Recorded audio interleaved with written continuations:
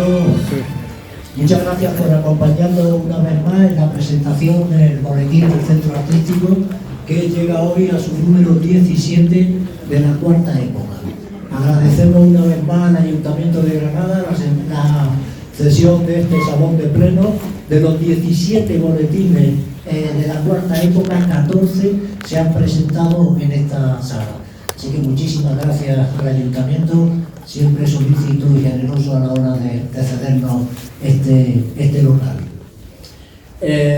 También queremos agradecer, como no, en primer lugar a todos y cada uno de los colaboradores de este boletín que generosamente, altruistamente ponen su talento al servicio de que esta histórica revista cultural pueda seguir su aventura. Tanto los colaboradores literarios como los ilustradores, fotógrafos y todos los colaboradores. Pues le cedo la palabra al presidente del Centro Artístico, don Joaquín Abras, que me acompaña en la mesa junto a la presidenta de honor, doña Celia Correa, y en primer lugar les va a hablar don Joaquín Abras, presidente del Centro Artístico. Muchas gracias, Juan. Señoras y señores, bienvenidos esta tarde a este acto en el que vamos a proceder a la presentación del número 17 del boletín del Centro Artístico, Literario y Científico de Granada. Dentro de unos días, escasamente un par de semanas, quizá menos, el día 12 de este mes de abril, el Centro Artístico, Literario y Científico de Granada vendrá a cumplir la friolera de 140 años desde el momento en que se creó en 1885, en que un grupo de intelectuales, escritores, músicos, escultores, pintores, se embarcaron en esta impresionante, ya longeva y prestigiosa aventura que ha venido incorporando a su equipo de remeros, porque no siempre sopla el aire a favor del barco, a muchísimos intelectuales, no solo de la ciudad de Granada, sino por lo menos de esta otra llamada Media Andalucía Oriental, que fue el Reino de Granada y que ha constituido uno de los bastiones históricos más importantes y significativos de nuestra nación, de nuestro país.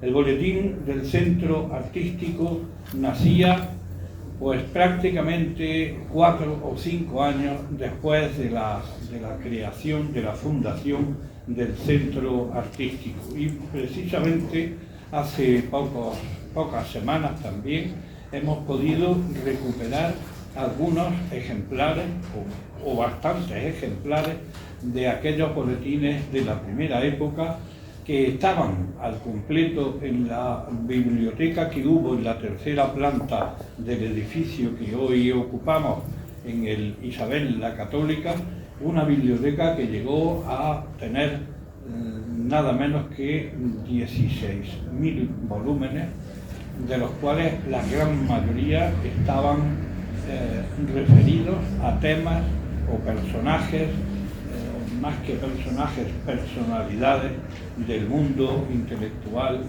y del mundo histórico, referido siempre a Granada.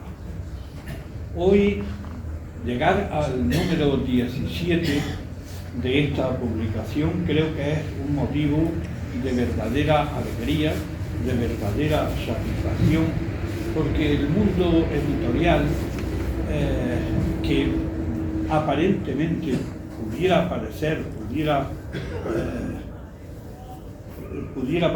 como digo, que edita cantidades industriales de papel, sabemos que se ha reducido, no tan sensiblemente como en un principio se pudiera pensar, el papel impreso, lo que es el e-book o el libro en la tablet,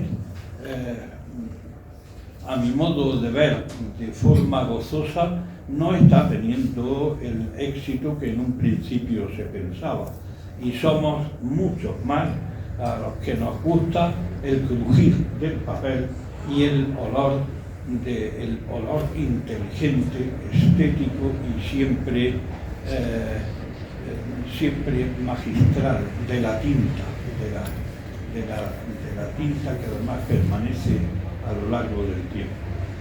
Ahora vamos a proceder a la presentación de las distintas partes del boletín que ha dirigido, como siempre, pues quien es su director titular, que es Juan Silvestre, al que, bueno, desde este momento sí quiero que quede clara constancia del agradecimiento, no solo de la presidencia, sino de la Junta Directiva y de todo el centro artístico, porque es un trabajo de coordinación que a veces llega a ser titánico. Esto no está hecho por profesionales, cada uno tiene su mundo, cada uno tiene su tiempo, y conjuntar como un Tetris los tiempos, las habilidades, la devoción y la vocación de cada uno de los que intervienen en el boletín, por ahora una vez al año, aunque pretendemos que próximamente sea al menos 2 veces al año, es un esfuerzo encomiable en medio de una sociedad que lamentablemente está cada vez menos sensibilizada hacia el mundo de la literatura, de la historia, de la investigación, de las artes, de las letras en general, y no tanto, saben ustedes, el mundo de la ciencia, que ese sí parece que es más apoyado por la sociedad, por cuanto nos produce por lo menos el bienestar físico y del entorno al que todos aspiramos. Bueno, devuelvo la palabra a Juan Silvestre para que él siga coordinando el desarrollo de este acto. No sin antes dar la bienvenida a don José Moreno Arenas y al grupo de teatro del Ilustre Colegio de Abogados. No, no, perdón, es la compañía Coster, vale, efectivamente, sí. Que después tendrán la gentileza de obsequiarnos con una pulga crecida del profesor Moreno Arenas. Una pulga un poco más gordita que la de otras veces, pero y además más gordita en todos los sentidos. No solo en cantidad, sino también en calidad. Todo crece. Juan, cuando quieras. Muchas gracias, Joaquín, gracias por tus palabras. Mi labor no sería posible sin el apoyo de todos los miembros de la Junta Directiva que me animan y que me respaldan, y de nuestros subdirectores del boletín, el subdirector literario Antonio Vago, el subdirector artístico Luis Ruiz, que me ayudan muchísimo y que hacen una labor extraordinaria. El boletín del Centro Artístico fue fundado en 1886. En octubre salía su primer número. En su primera época fue dirigido por personajes tan notables de la historia local granadina como Diego Marín, del cual a la salida a la izquierda, el pasillo de la izquierda que lleva al despacho de la alcaldía, el despacho del alcalde, hay una reproducción de la rendición de Granada de Pradilla, una copia magnífica que es de la autoría de Diego Marín, autor también de un libro espléndido sobre Sierra Nevada. Él fue el primer director del boletín, al que le siguió un personaje fascinante, tan emblemático de la cultura granadina como fue el escritor, poeta, dramaturgo Alberto Álvarez de Cienfuegos. Así que, como comprenderán ustedes, para esta humilde persona es un verdadero honor y una enorme responsabilidad dirigir este y histórico boletín, en el cual, en un número de 1917, un monográfico dedicado a Zorrilla, un Federico García Lorca, socio del Centro Artístico de 18 años, en las páginas de este boletín publicaba su primer texto literario. Como creo que muchos de ustedes saben, en esta cuarta época, desde el número 1, el boletín tiene una tirada, un número de ejemplares con una tirada de número capicúo.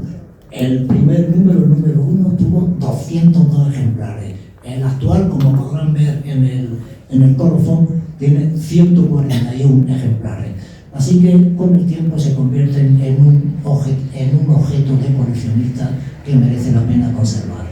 Depositamos siempre dos ejemplares, uno en la biblioteca del salón y otro en la hemeroteca de la Casa de los Tilos. Si se fijan, ustedes verán que están sellados en la página 18 y en la página 85 de cada número. ¿Esto por qué? Porque si unimos los dos números de páginas, 18 y 85, se construye la cifra de 1885, que es la fecha de fundación, el año de fundación del boletín, el año de fundación del Centro Artístico. El boletín se fundó en 1886. Pues vamos a hacer un repaso breve porque son muchísimos colaboradores y naturalmente pues tenemos que ir rápido.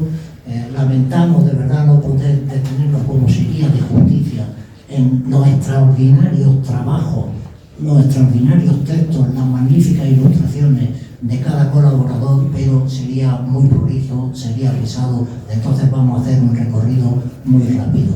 La primera sección la va a presentar doña Celia Correa, presidenta de honor del Centro Artístico.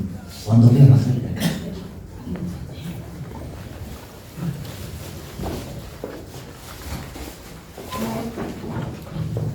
Gracias, Juan. Gracias, presidente.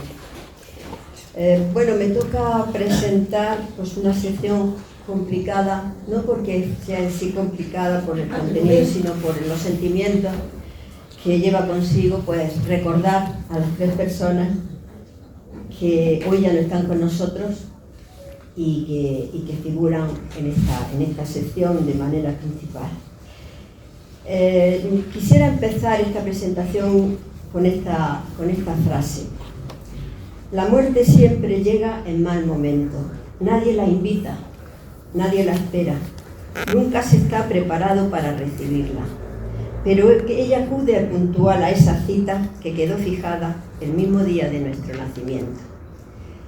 Pues bien, José Antonio Segura Mesa, Francisco Gil Cravioto y Manuel Arredondo fueron tres personas que en el espacio de apenas año y medio se nos fueron. Tres personas muy ligadas con el Centro Artístico. De hecho, Paco Gil Cravioto era socio de honor de esta casa. Me gustaría hacer un pequeño semblante, muy rápido porque no tenemos demasiado tiempo, para recordar a cada uno de ellos. Y empezar por José Antonio Segura Mesa. José Antonio yo lo conocí, sería el año 2017. Llegó al Centro Artístico acompañado de Paco Gil Cravioto y del pintor Juan García Pedraza. Él y Juan García Pedraza eran albaceas de la obra del pintor Villar Yebra, también muy vinculado con el Centro Artístico, prácticamente vivía en el Centro Artístico. Pues bien, como albaceas de Villar Yebra vinieron a ofrecernos pues parte del legado de Villar Yebra porque entendían que nadie mejor que el Centro Artístico podía custodiar ese legado. Esa fue la primera vez que yo vi a José Antonio, un hombre callado, reservado, pero que a poco que hablaras con él enseguida te dabas cuenta que era un hombre tremendamente culto, pero también tremendamente humilde, sencillo, jamás hacía ostentación de sus conocimientos, que eran muchos. Él, como sabéis, era nieto de otro grande del periodismo. que era el gran periodista granadino Juan Pedro Mesa León, que hizo su carrera en Granada, pero la terminó en Madrid escribiendo en los principales periódicos madrileños. Pues bien, como digo, José Antonio y Francisco y Manuel formaban parte de una pequeña tertulia, dos miembros que quedan de esa tertulia, Alberto Granados y Francisco, están allí al fondo sentados y me seguirán de cerca estas palabras también con la emoción que debe despertar en ellos, que fueron también grandes amigos de estas tres personas que hoy evocamos. La Biblia en verso fue, y sobre todo a su escritor, Carulla, fue un personaje que José Antonio estudió muy de cerca, por la curiosidad en sí de esa obra escrita en verso, que unos dicen que era burorripio. Sin embargo, José Antonio no estaba de acuerdo con eso, siempre defendió que era un, y que por lo tanto escribió hasta un libro defendiendo a este hombre que no era granadino, aunque murió en Granada, y que, bueno, creo que se tiró 7 años tratando de sacar esa Biblia en verso y nada menos. Pues bien, José Antonio Segura, como decía, era un hombre callado, discreto, tremendamente culto, porque su biblioteca, si no recuerdo mal, creo que supera los 20.000 volúmenes, que a su muerte la viuda lo ha donado a la biblioteca de la Junta de Andalucía, que hoy día ya sabéis que las bibliotecas cuesta mucho trabajo que se hagan cargo de ellas porque nadie las quiere, pero en el caso de José Antonio era fácil porque además tenía unos volúmenes de increíble valor, primeras ediciones firmadas pues por Valle Inclán, por Antonio Machado, en fin, por las primeras figuras de la literatura nacional. José Antonio cuenta a Paco Gil Cravioto que lo conoció pues prácticamente de casualidad y que nada más que en la primera conversación se hicieron grandes amigos. Y gracias a que José Antonio le facilitó a Paco Gil Cravioto todos los datos relativos a Juan Pedro Mesa León, pudo Paco Gil Cravioto escribir la biografía de este periodista. Antes de continuar os diré que José Antonio Segura Mesa se nos fue el día 28 de abril del 2023. Su viuda Encarnita ha donado gran parte de sus... pues tenía un material antiguo muy importante, revistas antiguas, tenía incluso números del Boletín Nuestro, y todo eso la viuda tuvo la deferencia de donárselo al Centro Artístico, cosa que aquí públicamente queremos hacer reconocimiento. Pues bien, como decía, otro imprescindible de aquella tertulia fue Francisco Gil Cravioto. Francisco Gil Cravioto, como todos sabéis, puesto que le hicimos un homenaje la semana pasada en el Centro Artístico, justamente cuando se cumplía 1 año de su muerte, pues yo tenía con Francisco una relación muy, muy especial, desde prácticamente de 2007-2008, que lo conocí en la tertulia del Salón. A partir de ese día, pues Paco fue para mí casi pues, como un segundo padre. Siempre me apoyó en los momentos más complicados. Cuando yo accedí a la presidencia del Centro Artístico en el 2014, pero antes, desde 2010, que asumí la vocalía de Cultura, él estuvo a mi lado, apoyándome en todo momento, facilitándome contactos, abriéndome puertas. Y gracias a ese apoyo que recibí de Francisco Gil Cravioto, pues pude llevar a cabo la labor que todos reconocéis y que yo humildemente he desempeñado lo mejor que he sabido. Paco se nos fue también, como digo, el 22 de marzo del año pasado, apenas unos meses después de José Antonio, y bueno, todos nos quedamos muy, muy apenados. Tenía muchos amigos, entre ellos estaba Manolo Arredondo, otro de la tertulia que antes refería. Manolo Arredondo, otro socio del Centro Artístico, de una talla humana impresionante y también un hombre de una cultura increíble. Pues bien, Manolo, recuerdo que el día que estuvimos en el sepelio de Paco, pues todos estábamos muy tristes porque aunque sabíamos que el fin de Paco era inminente, por desgracia, tenía 92 años, pero es que además padecía una enfermedad que sabíamos que era irreversible. Por lo tanto, todos estábamos con la pena normal de ese momento. Pero es que en Manolo Arredondo se daba la circunstancia de que era un hombre tan generoso y quería tanto a Paco, que cuando Paco estaba tan malito que ya tenía que ir hasta en silla de ruedas porque no podía andar, Manolo Arredondo cogía cada mañana, se levantaba, iba a la casa de Paco y lo sacaba a pasear al sol, lo sacaba a que Paco tomara algo de aire, porque lo apreciaba, lo admiraba, además de quererlo es que lo admiraba. Pues bien, Manolo se nos fue también, apenas 8 meses después que Paco. O sea que en el espacio de año y medio hemos perdido a 3 personas importantísimas en la cultura granadina. Cada uno por cosas diferentes. Quizás la obra más destacada y más larga es la de Paco Gil Cravioto, que como tuvimos ocasión de recordar la semana pasada, pues tras su exilio en París de casi 30 años largos regresó a Granada y su obra pues ha sido, yo podría estar aquí un rato y no tenemos tiempo para que yo refleje pues la obra que las novelas, los cuentos, los artículos de periódicos. Lo único que no hizo Paco fue escribir poesía, creo que alguna escribió, pero muy poca cosa. Él lo decía, dice yo ni los toros, ni el fútbol y la poesía poquita. Y así, y es verdad, creo que hay un par de poemas escritos por él y poco más. Pero en novelas sí yo tuve la suerte de poder presentarle algunas, como junto con Alberto Granados, por ejemplo, La cueva de la Zanca. Recuerdo aquel día perfectamente, que además hicimos la presentación a manera de entrevista. ¿Te acuerdas, Alberto, de aquella tarde, verdad? Pues bien, también Manolo Arredondo era otra persona que, aunque no escribía, sí era un hombre que se interesaba muchísimo por cualquier tipo de conocimiento.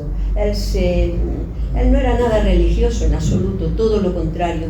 Sin embargo, la poesía de Padiar, del poeta Gutiérrez Padiar, del poeta de Lanjarón, lo llenó de emoción hasta el punto de que se convirtió en su biógrafo. Y una de las mejores biografías que existen de Gutiérrez Padiar la ha escrito Manolo Arredondo. También seguimos convencerlo, Paco Gil Cravioto y yo, de que hablara sobre Cervantes en el centro artístico, porque él era tan humilde que no hacía alarde de nada, pero era un gran cervantista. Y entonces, pues, después de hablar mucho con él y casi convencerlo, dijo, pues mira, yo como soy de Benamaurel, voy a hablar del paso de Cervantes por Baza.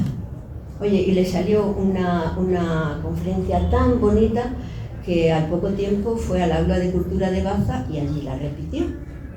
Así que, como digo, son 3 personajes importantes que el tiempo no me permite ahondar sobre su figura, pero que lo que sí os puedo decir es que la emoción me embarga en estos momentos y un poco de rabia también por no tenerlos con nosotros, porque eran personas de las que uno siente que son imprescindibles, que pueden dar tanto a cambio de tan poco.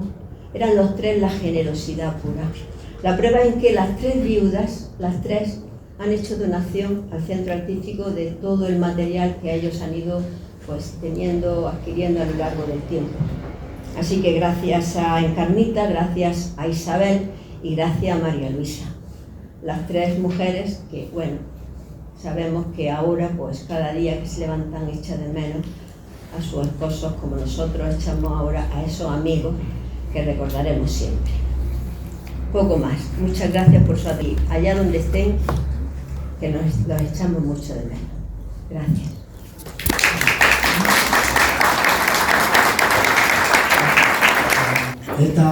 En esta sección de homenaje a los 3 queridos amigos desaparecidos y citados por Celia, colaboran el propio Manolo Arredondo, que antes de morir nos dejó escrito, es su último texto, un precioso escrito dedicado a su amigo Francisco Gil Cravioto. Entonces, en esta sección colaboran el propio Manolo Arredondo, Celia Correa, Francisco Luis Díaz Torrejón, José Antonio López Nebot, Enrique Morón, Fernando de Villena y Luis Ruiz, que hace una simpaticísima caricatura de Francisco Gil Cravioto. A continuación, nuestro presidente va a presentar la sección 3 y la sección 4 del boletín, el canon y los artistas del centro artístico y la Alhambra. Muchas gracias, Juan. Bueno, ya saben todos ustedes que el canon literario es una nómina o conjunto de obras que por una serie de razones constituyen un conjunto de alta excelencia y de alta cultura que vienen a suponer un ejemplo a seguir y en cierto modo forman parte de la base cultural, puede ser de una civilización, de una nación o incluso pues, de lo que modernamente llamamos una comunidad autónoma. Lógicamente la producción literaria a través del tiempo se va sucediendo y es una foto que crece, o sea, es una foto de grupo, un canon literario es una foto de grupo a la que se van incorporando obras nuevas y autores nuevos. En la civilización occidental pues se podría considerar que las bases fundamentales del canon literario pues podría empezar quizás con los poemas de Homero, la Ilíada y la Odisea. Y naturalmente la propia Biblia, con los distintos libros que la conforman y la constituyen. Y bueno, a sensu contrario, pero no debe de ser inventado, el canon islámico, por ejemplo, o oriental, podría estar fundamentado naturalmente por el Corán y posteriormente habrían de incorporarse obras pues, como las Mil y una noches y las medievales del califato omeya independiente de Córdoba, los jueces de Córdoba, de Al-Hassani o el collar de la paloma. Los criterios para constituir estas nóminas de obras fundamentales, pues en principio fueron, cuando se empezaron a hacer estas nóminas, en principio fueron estrictamente de carácter estético. Sin embargo, bueno, a lo que es la excelencia literaria, se le fueron sumando otros criterios para ir acorralando la subjetividad y hacerlo de una manera más objetiva y compartida. Así también se valora la innovación de la obra y la originalidad, el impacto cultural e histórico que producen esas obras en el momento en que se publican, la relevancia universal, porque el impacto que puede ser local en un principio, después se puede proyectar en territorios y en culturas mucho más extendidas, y finalmente el reconocimiento crítico y académico de los expertos. Y aquí pues quería venir a parar porque la dirección de la revista creo que el Saldo Boletín ha tenido el acierto de invitar a una serie de personalidades granadinas en su mayoría para que establecieran lo que a su criterio puede ser el canon literario español hasta 1976. O sea, el canon que cada uno de ellos analiza está referido a obras publicadas hasta el año 1975. Y en ese sentido, pues también hay que destacar que se hace una presentación crítica de carácter general del panorama literario nacional en ese momento, y después se establece la nómina de las distintas obras, distribuidas por géneros literarios, en poesía, en novela, en teatro, en relatos cortos y artículos periodísticos y en ensayo, historia, biografías y memoria. Este trabajo lo han realizado distintos autores granadinos, como hemos dicho, y bueno, el primero de ellos es José Antonio Gordón, catedrático de Bibliografía y Fuentes de la Información de la Universidad de Salamanca. El segundo de ellos es realizado por el presidente de la Academia de Buenas Letras de Granada, José Antonio López Nebot. En el tercero estudia el canon literario español y establece lo que a su juicio debe ser la nómina que constituya este canon en las distintas muestras literarias, como hemos dicho, hasta 1975, el poeta granadino Álvaro Salvador, que también es catedrático emérito de literatura hispanoamericana y española de la Universidad de Granada. Remedios Sánchez, que es catedrática de literatura de la Universidad de Granada,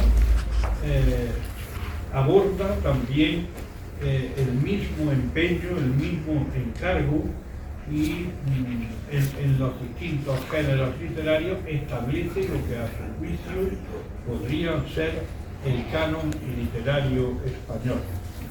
Y finalmente, bueno, todavía falta Antonio Fernando de Villena, don Antonio Sánchez Triguero, que también es catedrático emérito de Teoría de la Literatura y Literatura Comparada de la Universidad de Granada. Realiza el canon a su modo de ver.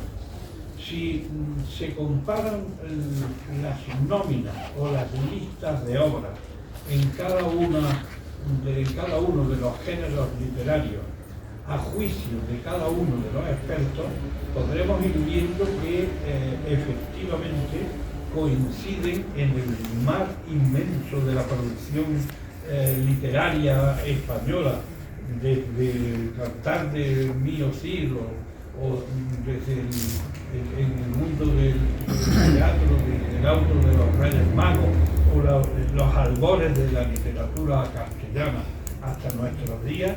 Es muy significativo que en cada uno de los géneros, en cada uno de los géneros literarios, enumerados del 1 al 10, cada una de las obras que se han producido hasta el año 1975, coinciden efectivamente muchos de los títulos que proponen los distintos expertos a los que hemos invitado a que establecieran lo que podría ser, a juicio de cada uno de ellos, el canon literario.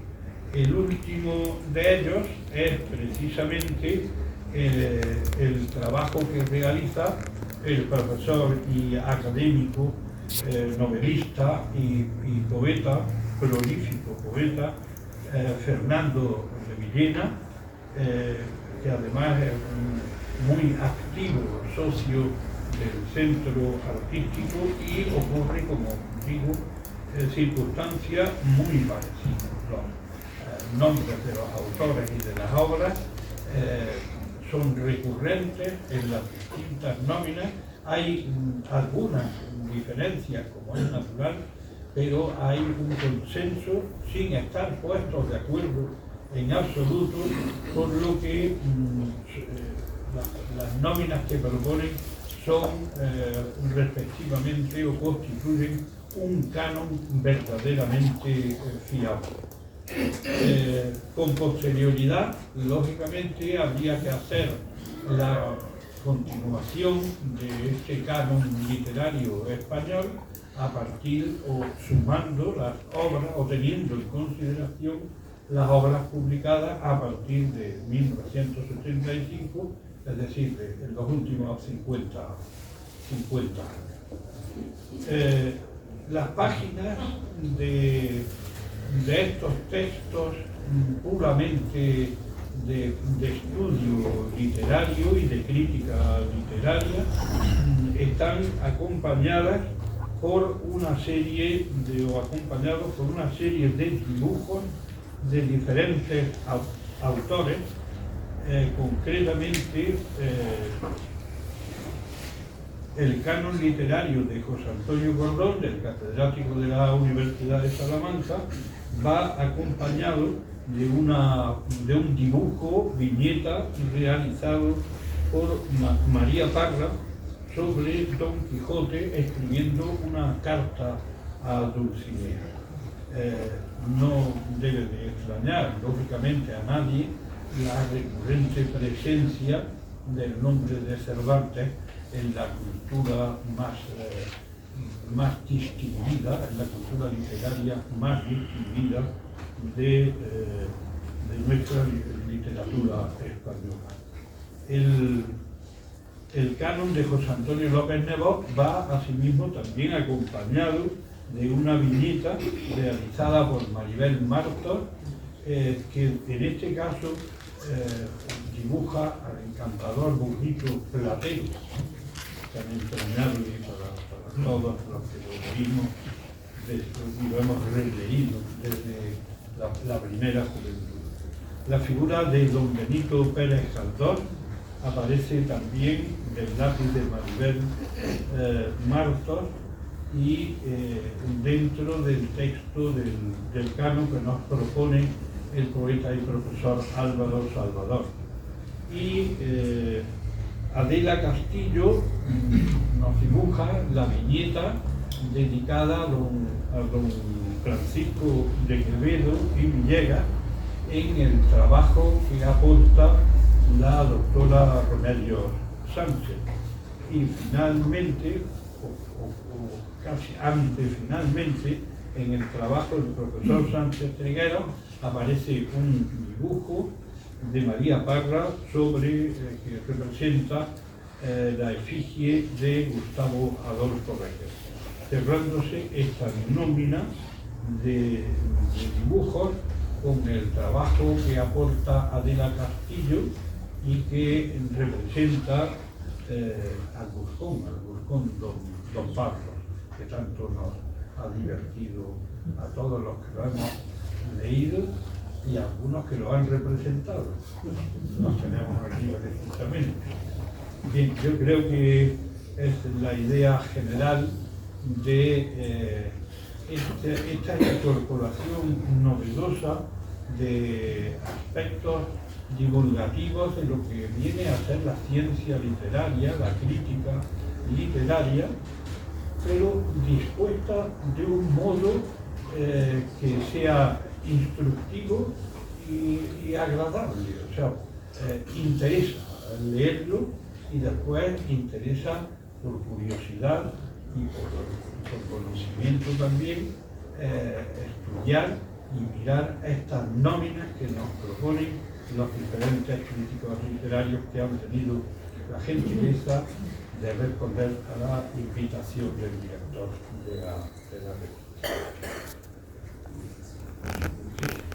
Me encarga nuestro director que siga hablando de la siguiente sección. La siguiente sección es la reproducción de 3 obras pictóricas y que son parte de la nómina de obras que se van a ir publicando en sucesivos boletines y que representan el trabajo de los pintores que son socios del centro artístico, que hasta hace unos días exponían sus obras en torno al monumento de la Alhambra de Granada, en una segunda fase, porque hubo otra anterior que tuvo un enorme poder de convocatoria, esta propuesta seductora de tener la Alhambra como motivo para ser representada en el lienzo o en el papel. Y en este sentido, los pintores del centro artístico que han acudido a este número 17 del boletín son concretamente María Rosa Delgado con un óleo sobre lienzo que representa la Torre de la Cautiva, Lucía Miralles con una obra que titula Amar es un lugar, una difícil acuarela sobre el papel, y finalmente Maribel Porcel, que representa el patio de los Arrayanes, un óleo sobre el lienzo, las tres bellísimas piezas que pudimos disfrutar en las respectivas exposiciones. Y como digo, seguirán siendo reproducidas en las páginas del boletín. Y nada más, por mi parte. Muchas gracias, Joaquín. Antes, cuando he citado la relación de colaboradores de la primera sección, como lo he dicho de memoria, creo que me he saltado a Alberto Granado, que también colabora en esa sección. Muchas gracias, Alberto. Bien, muy rápidamente vamos a dar un repaso por las secciones que restan del boletín. La sección 2, 3 autores, 3 pueblos colaboran. Adela Castillo con un óleo sobre su pueblo, es su pueblo, Puebla de Don Fadrique, una perspectiva exterior con unos colores muy bien combinados, muy agradables, una gran obra como pueden encontrar. Carlos Miralles con una espectacular fotografía sobre Capileira, y Álvaro Salvador un texto sobre el pueblo donde él pasaba sus vacaciones, el pueblo para él muy querido como es Cúllar, y en el cual un conserje con gorra y trompetilla leía el parte del día en medio de la plaza. La sección 5, 3 poemas escogidos y comentados por su propio autor. En este caso, en este número del boletín, hay una excepción. En esta sección son unos poetas señalados, conspicuos de Granada, que escogen los que ellos consideran sus 3 poemas más característicos, más significativos, más emblemáticos por alguna razón, y explican por qué han escogido esos poemas y los comentan. En este número del boletín, en esta sección, no queríamos prescindir de Marilú Escribano, que ella estaba viva cuando esta sección se creó, y yo, por supuesto, quería contar con ella. Murió hace unos años, no pudo entonces colaborar, pero yo no quería que faltara en esta sección. Y a su gran amiga y gran conocedora de su obra, Remedios Sánchez, se le ha encargado que sea ella la que coja esos 3 poemas y los comente. Ella ha escogido 3 poemas que seguro hubiera escogido la propia Marilú Escribano. Los ojos de mi padre, desde un mar de silencio, y cuando me vaya, que finaliza con estos versos de Marilú Escribano. Cuando me vaya, habré perdido tantas cosas que creceré en trigar por no morirme. La sección 6 es la sección de colaboradores, de colaboraciones. Como he dicho al principio, sería de justicia detenernos más en cada una de ellas porque todas son magníficas, pero no podemos, así que discúlpenme, voy a pasar muy rápido por cada uno de los autores.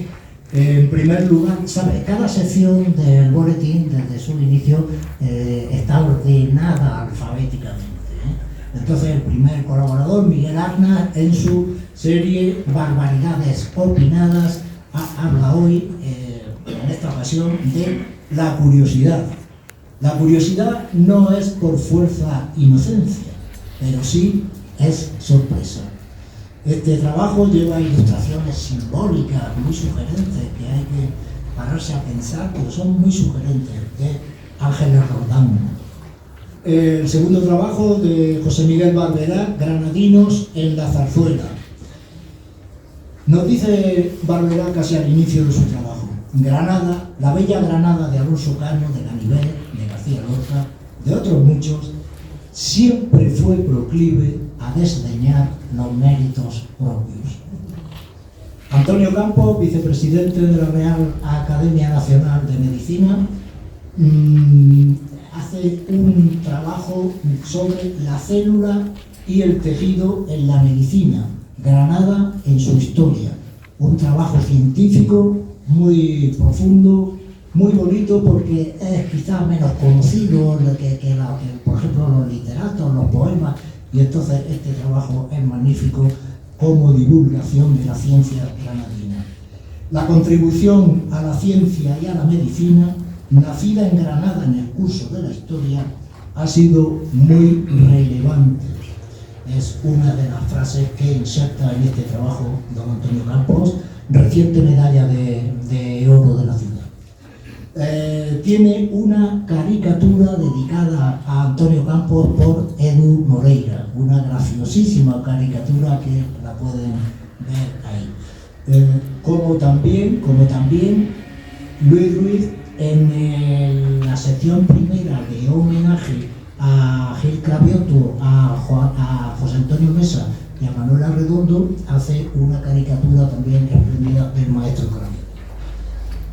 Manuel Casares, querido amigo, querido compañero, los orígenes de las carocas granadinas. Un trabajo ilustrado con varias carocas que han tenido el primer premio. Al llegar la lista blanda de Berenguer, nos dice Manuel Casares, las carocas fueron recuperadas gracias, entre otras cosas, a la labor del centro artístico, que estaba revitalizando las actividades culturales de la ciudad. José Antonio Cordón, que ya ha colaborado también en la sección del canon, como ha citado antes nuestro presidente, escribe sobre la singular amistad de Unamuno y Ganivet, dos paseantes solitarios. Las calles de Granada, las fuentes del Avellano, Bilbao, Madrid o Salamanca fueron testigos de las ensoñaciones de estos paseantes. Ilustra este trabajo una muy bonita fotografía del propio José Antonio Cordón de la escultura que Salamanca en 1968 dedicó a Miguel de Unamuno. Juan Antonio González Iglesias es el reciente Premio Castilla y León de las Letras y ha mandado para este boletín un poema inédito. Desde aquí saludamos a Juan Antonio. Hoy se titula Hoy hay nieve. Está centrado en el Vesubio, en un viaje que él hizo allá. Hoy hay nieve en la cumbre del Vesubio. Piso la telúrica arena casi negra frente al frío volcán tranquilo. Miriam López Burgos escribe sobre algunas esculturas premiadas de Francisco López Burgos. Miriam es la hija del gran escultor granadino Francisco López Burgos, conocido de todos, autor de la magnífica, entre otras muchísimas obras estupendas, de la magnífica Virgen de las Nieves, que en el templete de la alta cumbre de Sierra Nevada brilla con luz propia. Aún me emociono, dice Miriam López Burgos, refiriéndose a la Virgen de las Nieves, a esta escultura. Aún me emociono cuando recuerdo cómo vi crear en barro la imagen definitiva. Gustavo Martín Garzo es Premio Nacional de Narrativa, Premio Nadal, y nos manda un texto titulado Las túnicas perfumadas. Está centrado en un episodio bíblico.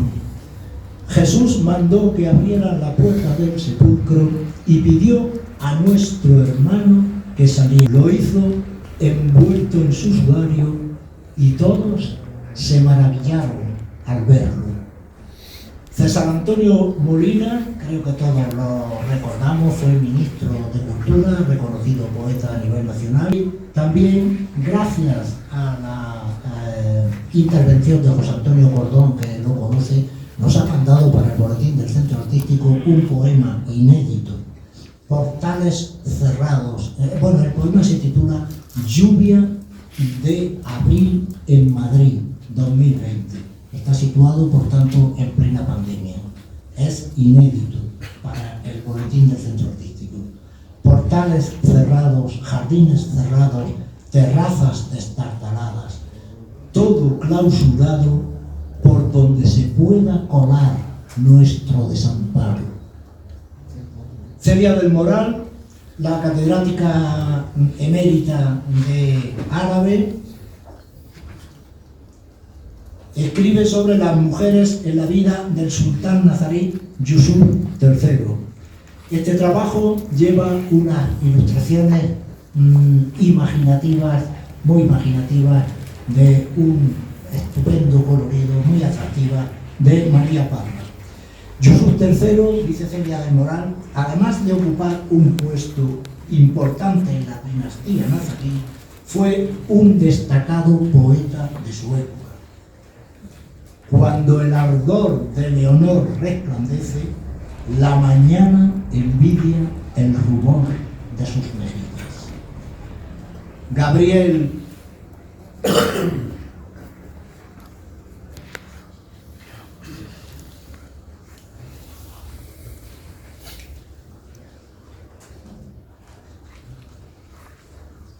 Pozo, el cronista de tantísimos aspectos de la vida granadina, de la historia granadina, escribe sobre Francisco de Paula Valladares, el erudito que lo fue todo en la cultura granadina, con una caricatura también de Luis Ruiz, sobre Francisco de Paula Valladares.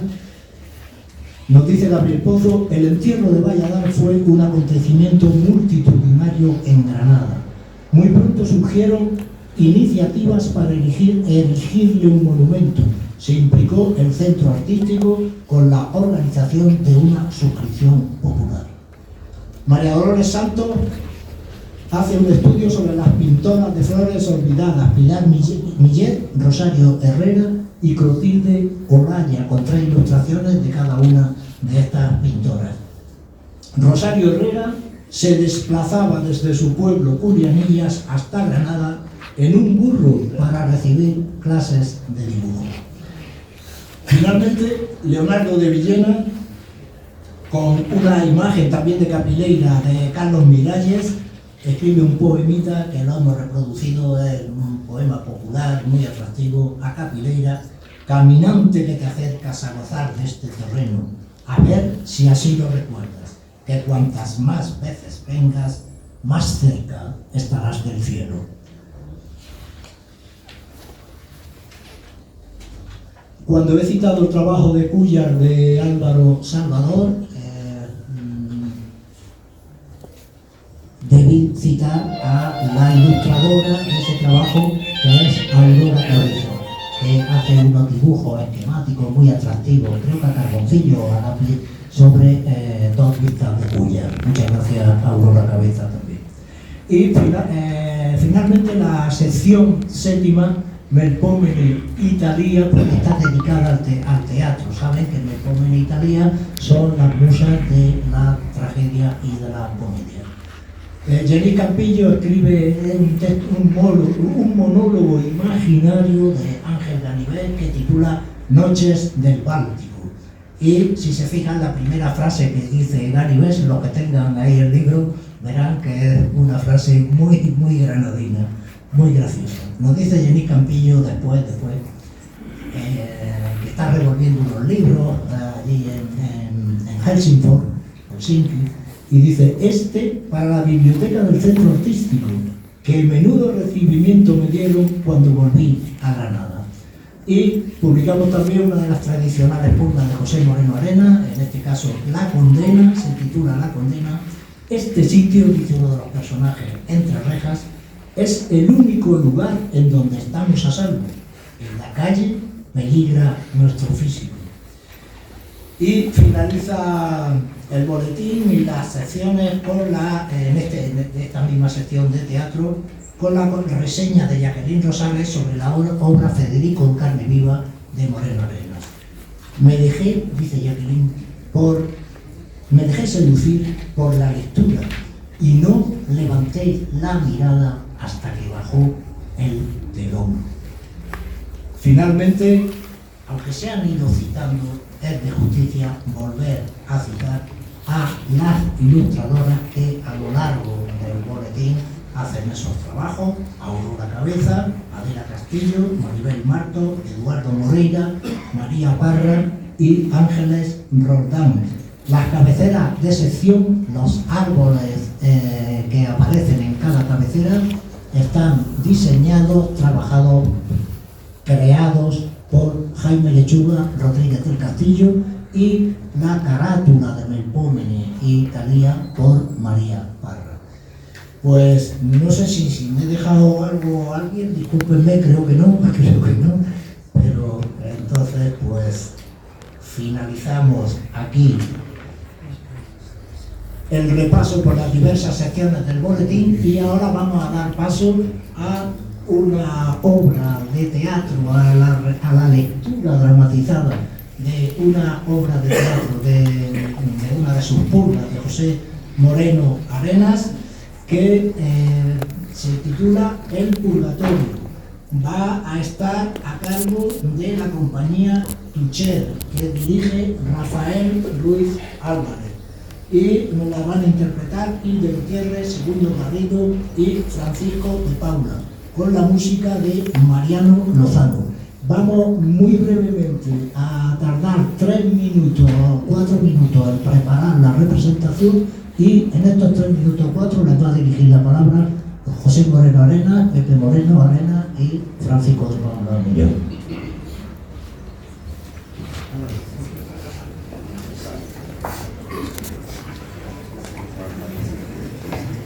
Bueno, buenas tardes. Ya nos hemos acostumbrado en todas las presentaciones del boletín a finalizar con una pequeña pieza de teatro mía que, como bien ha dicho Juan Silvestre, se denominan purgas dramáticas. Pero también al principio ha aludido Joaquín Abra a que esta parece ser que ha debido de comer algo, porque ha ensanchado un poquito los libros. Así que pongo un poco en antecedentes porque vamos a sacar personajes históricos. Estaba yo preparando un libro que he compartido a medias con Fernando Arrabal, y nos había propuesto la editorial de Zaragoza, Libros del Innombrable, que publicásemos 3 obras inéditas cada uno de los dos. Yo me hice un poco el distraído, porque me interesaba saber qué obras quería publicar Fernando Arrabal para intentar ponerme un poco a la altura de lo que él estaba haciendo. Efectivamente, la misma editorial me ofrece los textos y veo que está haciendo unos diálogos sobre personajes históricos, algo que yo prácticamente no había tocado nunca. Pero curiosamente estaba yo en aquel momento leyendo, hombre, si digo una tesis doctoral engaño, pero sí es cierto que bastantes capítulos de una tesis doctoral sobre un tema apasionante, y es que hay determinados textos atribuidos a William Shakespeare que no son de Shakespeare. Ya la inteligencia artificial ha dejado bien a las claras de que hay algunos textos atribuidos a él que no son suyos, o son o de Bacon o de Marlowe, en fin, de determinados autores británicos. Y entonces he situado yo un diálogo a las puertas del cielo, en pleno purgatorio, entre Marlowe y William Shakespeare, precisamente con las exigencias de Marlowe del reconocimiento por parte de Shakespeare. Y ahí empiezo yo a mezclar una serie de cosas con el teatro clásico español, que no quiero desvelar. La obra es muy divertida, es culta, y espero que lo pasen bastante bien. Y es un poquito más larga que las purgas, o sea que vamos a entretenernos un poquito, pero creo que lo van a agradecer. No voy a citar, iba a decir antes compañía Tucher, de hecho lo estoy diciendo, a Rafael Ruiz Álvarez, que por cierto Rafael hizo un magnífico estudio sobre la obra, y que además es el traductor al francés también de la obra, que está también publicada. Y el resto de los intérpretes ya lo ha citado Juan Silvestre, no me hago reiterativo. Así que los dejo con la compañía Tucher y El Purgatorio.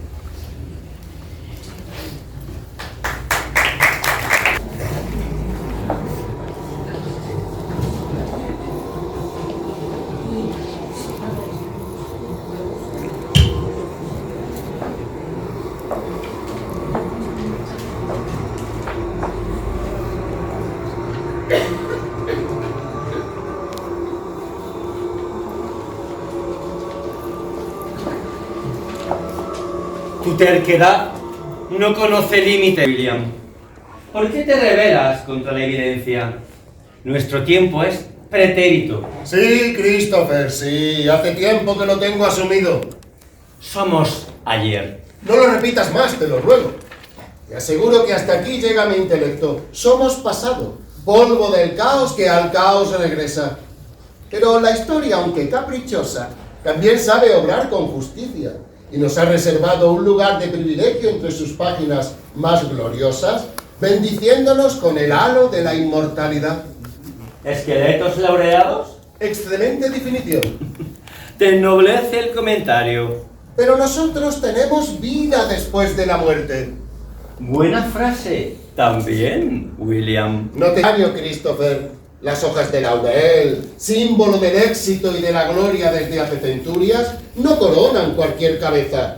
De ello podemos dar fe, mi vanidad y yo. Oh, ¿desde cuándo aplaudes los homenajes póstumos? ¿No te satisfacen los reconocimientos? Si eso te hace feliz, por una vez en tu vida, deja de mirarte en esos ridículos espejos deformantes que no hacen sino falsear la realidad. ¿Qué insinúas con esa palabrería huera y sin sentido? Y muéstrate ante el mundo como en verdad eres. ¿Me estás acusando? Por Dios, William, que nos conocemos desde... Precisamente por eso, Christopher. Precisamente por eso.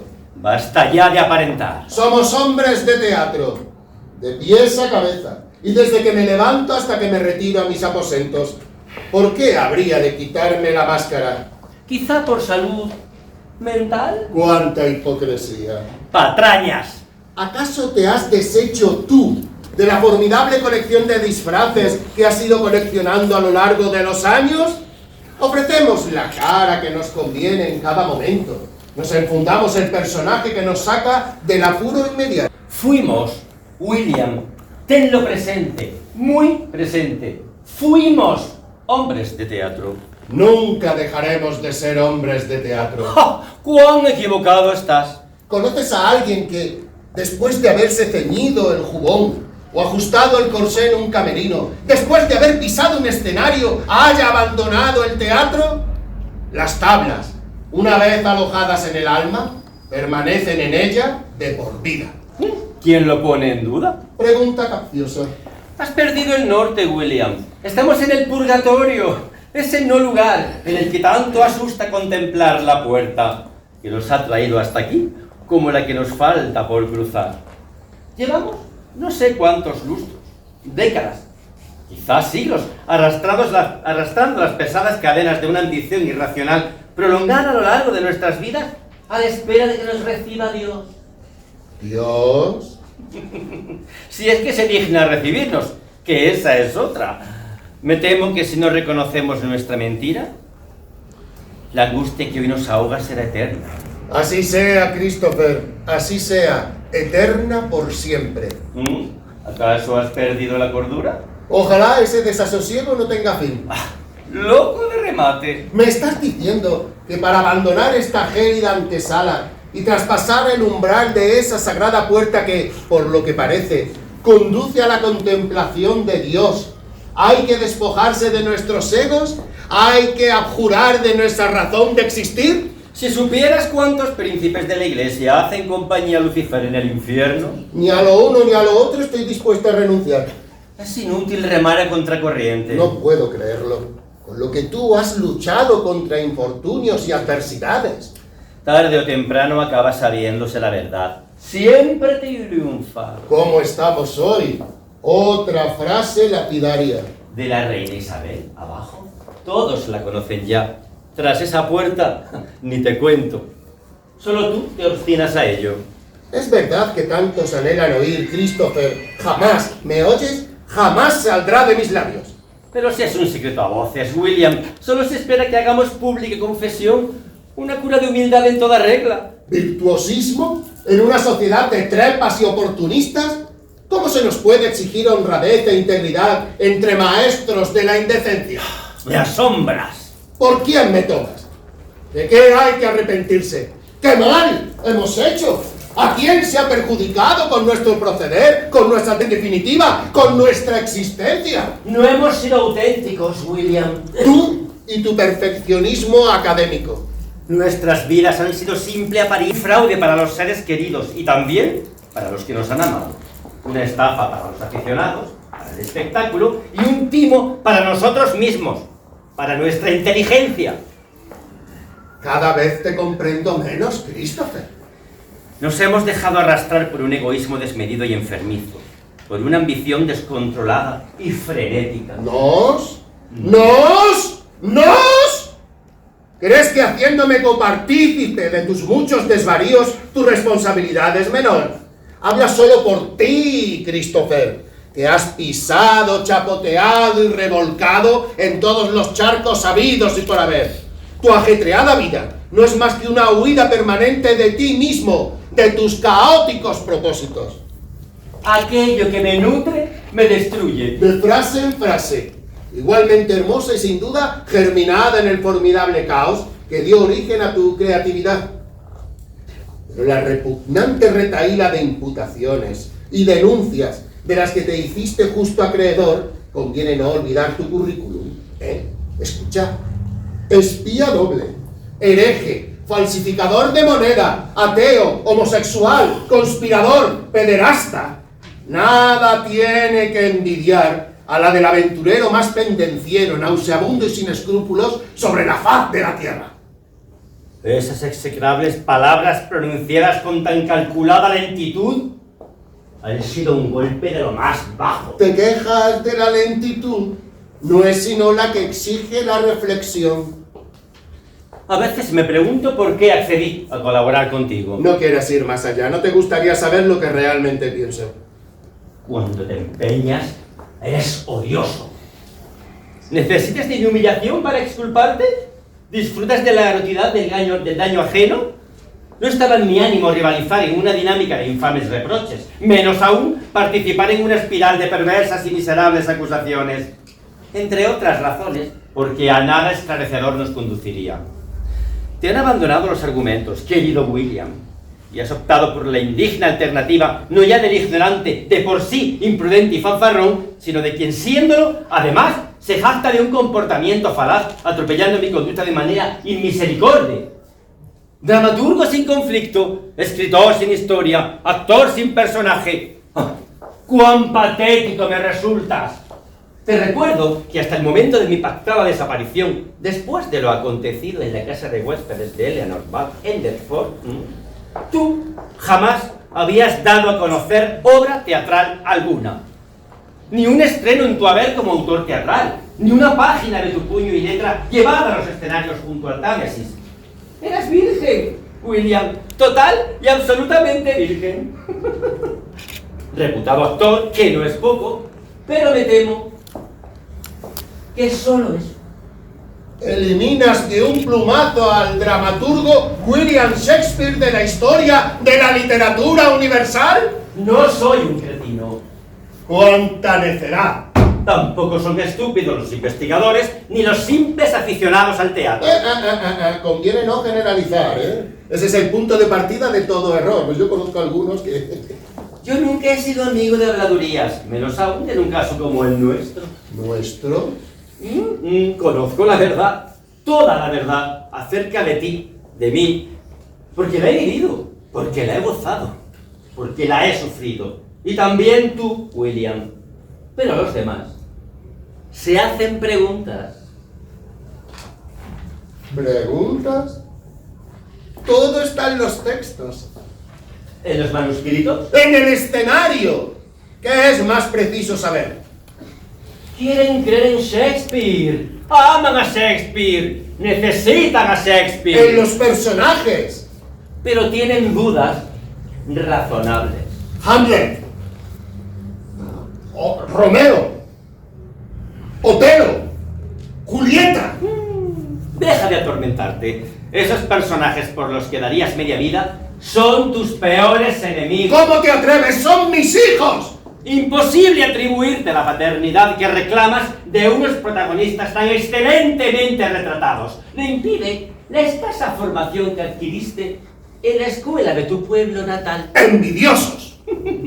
Absurdo que presumas de haber moldeado con tus genes artísticos almas tan hermosas y perfectas, originarias de lejanos horizontes, cuando ni siquiera has dado tus ojos la oportunidad de divisar los níveos acantilados de Dover desde las aguas que nos preservan de la católica Francia. ¿Estás insinuando que solo tú eres capaz de dar al teatro criaturas como Macbeth o Desdémona?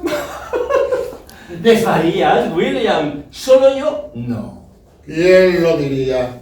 Creía que la inteligencia, la destreza y el talento solo eran evaluados en las aulas de Cambridge, y que los méritos personales y la capacidad constituían su único baremo.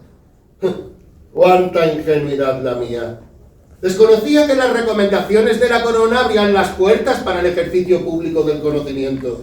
Licenciaturas llovidas del cielo, prerrogativas solo justificables desde la normalización de prácticas corruptas. No encontrarás alivio en la ironía, menos aún negando la evidencia. Sabes bien que hay otros dramaturgos de gran talento y con una sólida formación de los clásicos, de la cultura en general, de los idiomas, incluido el inglés, bueno, de los viajes, en fin. Sorpréndeme. ¿Quieres, no? Te los exijo. Sorpréndeme.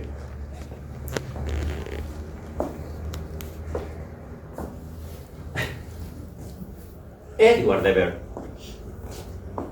¿te has preguntado a solas, mirándote a los ojos que refleja tu singular y enigmático espejo, por qué en el índice de una afamada edición de la época no figuraba William Shakespeare entre los antologados y, sin embargo, aparecía como indiscutible estrella y con todos los honores Edward de Vere, el polifacético y mecenas conde de Oxford? ¿No te dicen nada nombres como los de Sir Francis Bacon, William Stanley, Roger Manners? Tu popularidad, vertiginosa e imparable, exigía de ti una conducta adecuada. Tus muchos seguidores, a pesar de ser incondicionales, nunca entendieron tus disparatadas decisiones. ¿Cuántos silencios por descifrar? Dejaste interrogantes sin respuesta y, sobre todo, tantas dudas que llegaste a generar sospechas que poco o nada te favorecieron. Claro. Tú estás aquí para poner coto a la insensatez, a mi desbocado ímpetu, ¿verdad? Año 1612. ¿He de recordar algo? ¿Nada te dice? No. No, pero estoy convencido de que tú me ayudarás. Así es. ¿Por qué poderosa razón, tras las exequias fúnebres de Roger, dejaste de regalar nuevos personajes a ese entregado público londinense que acudía a diario a los teatros al reclamo de un nombre, William Shakespeare? ¿A qué reservada decisión se debió tu retiro definitivo a Stratford y tu encierro casi monacal entre las cuatro paredes de tu casa? Y otra cosa, aparece en tu deformante espejo cuando te asomas a él todas las mañanas el afortunado William Shakespeare, como para creer en las casualidades.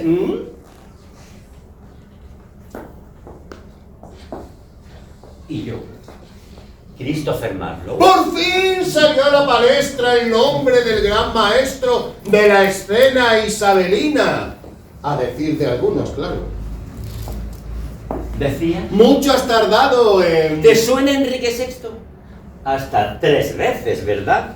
Entonces, dejémoslo ahí. ¿Para qué seguir? ¿Era necesario todo esto? ¿Aún lo dudas?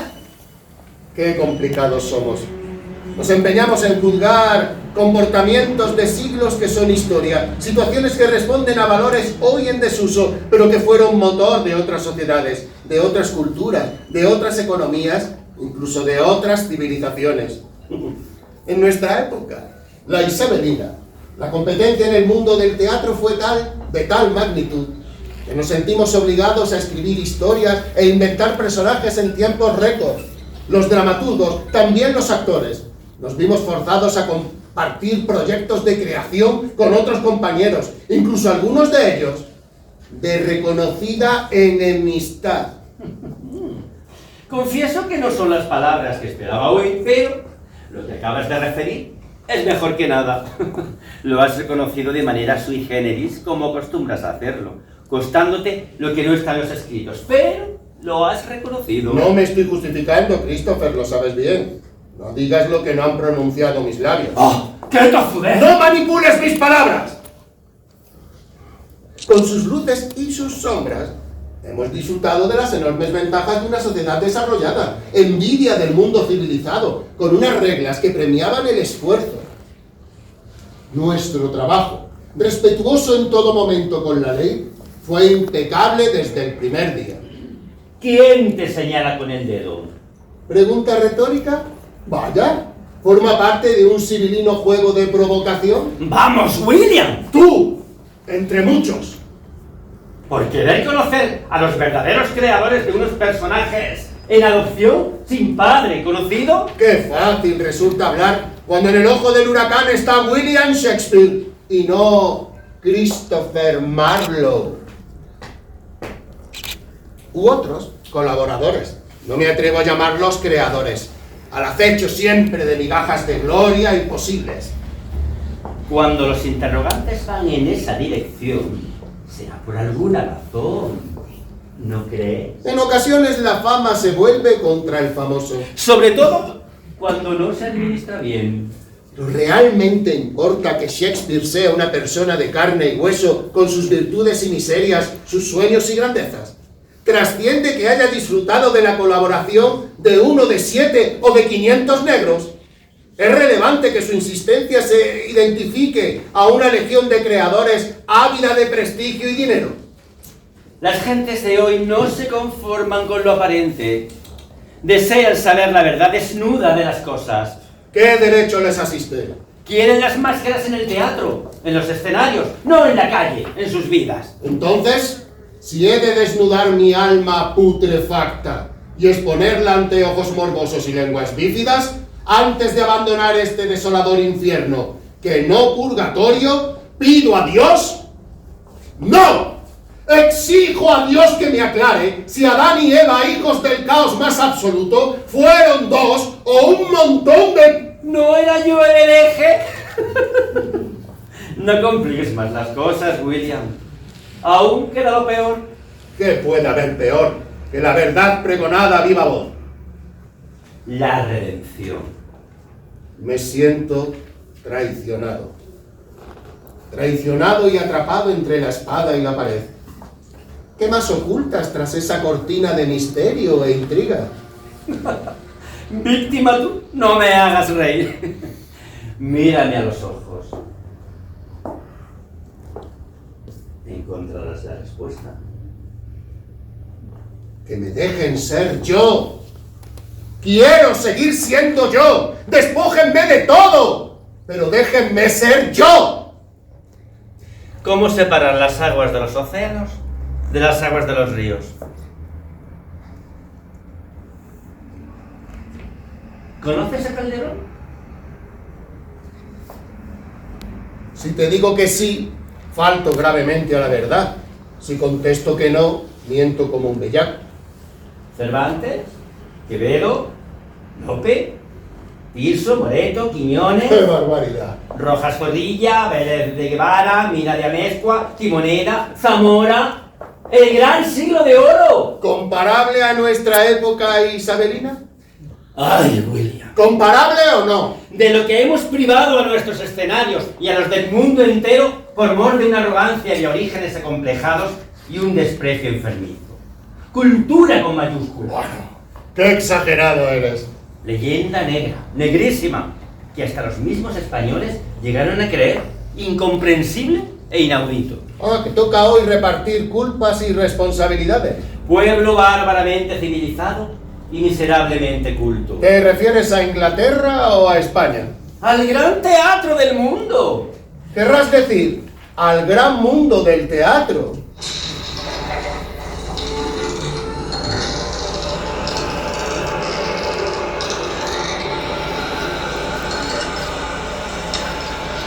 ¡Don Pedro Calderón! ¿Don Pedro? ¿Cómo que don Pedro? ¿Pero quién es don Pedro? ¿Qué treta es esta que se urde a mis espaldas? Entonces, ¿no es Dios? De modo sí, has acertado, William. Dios. Don Pedro, siento en el alma un gran pesar por mi indigno comportamiento con los colegas dramaturgos. Sed benevolente, os lo ruego. Mi arrepentimiento es sincero. No le falta razón a William. Afirma que todas las épocas tienen sus normas, sus costumbres, y que justas o injustas nos gobiernan. Con mayor o menor conformismo acabamos por aceptarlas y dejamos que nuestra existencia se rija por ellas. Ya sé que es una pobre excusa, pero no tengo otra. Y disculpad a William. Es víctima, como todos los demás, de las lamentables exigencias de una sociedad menguada que nos fagocita a diario. También de la muy humana notoriedad que nos convierte en ídolos con pies de barro. Y desde luego del engreimiento con el que se adorna todo aquel que se ha encumbrado a la más alta cima. Inmejorable intercesor, amigo Shakespeare, os habéis buscado para defender vuestra noble causa. A juzgar por lo presenciado, Christopher Marlowe demuestra gran oficio y mejor arte para defender con destreza el difícil arte de la persuasión. No soy merecedor de vuestra felicitación, Pedro. ¡Cuánta humildad! En honor a la verdad, ni en lo más mínimo me he esforzado por encontrarlo, ni ahora ni nunca. En mi vida, su presencia, aunque fantasmagórica, ha sido una constante. No me duelen prendas en reconocer que muy estrecha, pero desde la distancia y siempre por la interesada mano del hombre. Siempre. Antes de mi muerte, seguro. Ahora, por la gracia de Dios. Dios, a pesar de vuestras muchas y graves ofensas, os ama.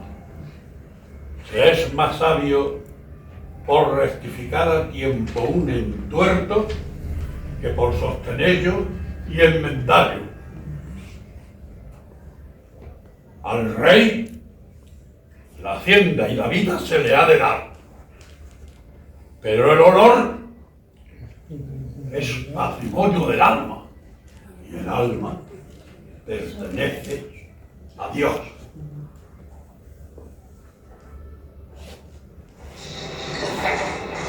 Pasad al gran teatro del mundo. ¡Qué manía con cambiar los nombres! Siempre se ha dicho la gloria, el cielo, el paraíso, el gran teatro del mundo. Bienvenido al siglo de oro.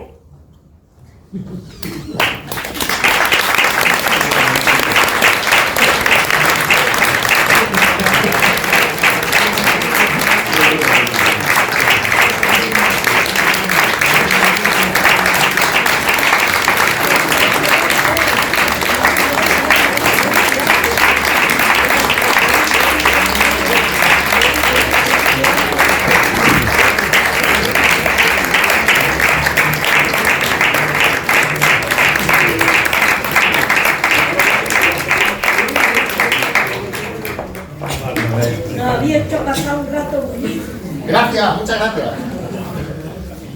Sí. Muchísimas gracias a la compañía Tuchel, al autor Moreno Arena, a su director Rafael Ruiz Álvarez, a intérprete, y muchas gracias a todo el público por habernos acompañado en esta presentación. Ahora nos pide Antonio Arena, el gran Antonio Arena, siempre al pie del cañón, que tanto los colaboradores como el público que quiera salir en la foto para el recuerdo histórico del centro artístico, pues nos vamos a hacer una foto colectiva. Entonces, por favor, se acercan y estaremos encantados de que quede ese testimonio. Muchas gracias a todos.